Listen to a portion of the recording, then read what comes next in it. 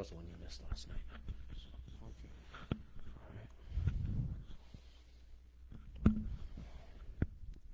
And we're live.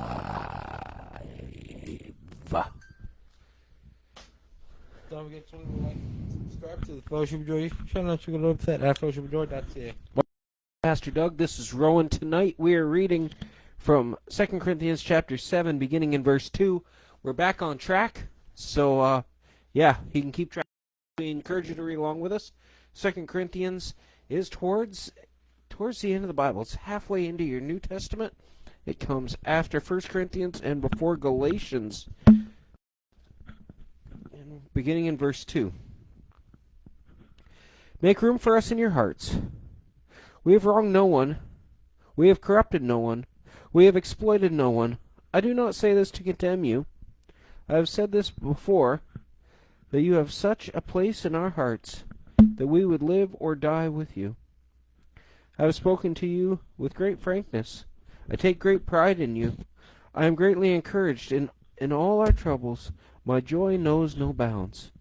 For when we came to Macedonia, we had no rest, but we were harassed at every turn, conflicts on the outside, fears within. But God, who comforts the downcast, comforted us by the comfort of Titus, and not only by his coming, but also by the comfort you had given him. He told us all about your longing for me, your deep sorrow, your ardent concern for me, so that my joy was greater than ever. Even if I caused you sorrow by my letter, I do not regret it, though I did regret it. I see that my letter hurt you, but only for a little while.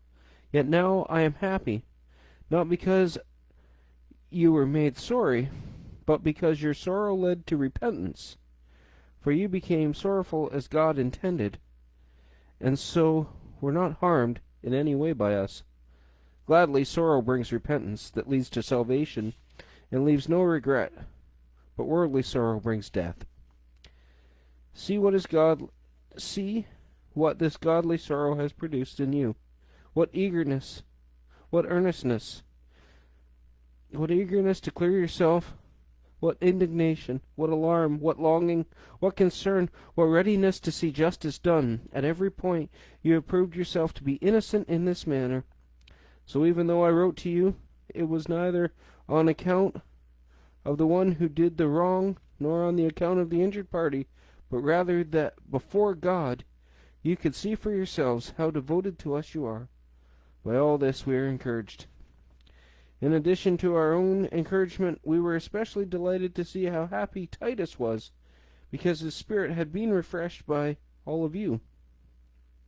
I had boasted to him about you, and you have not embarrassed me. But just as everything we said to you was true, so our boasting about you to Titus has proved to be true as well. And his affection for you is all the greater when he remembers that you were all obedient, receiving him with fear and trembling. I am glad. I can have complete confidence in you. Any questions? No. So, what's the other letter?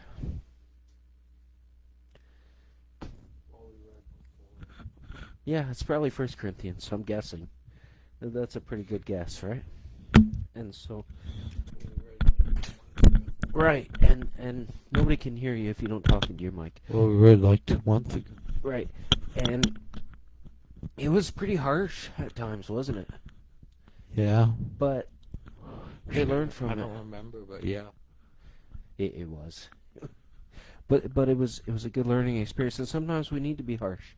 And you know, I struggle with that sometimes when I preach. I think that I'm too harsh, and then I go, well, you know, if it brings repentance. But I also know that we also have to be loving and celebrate.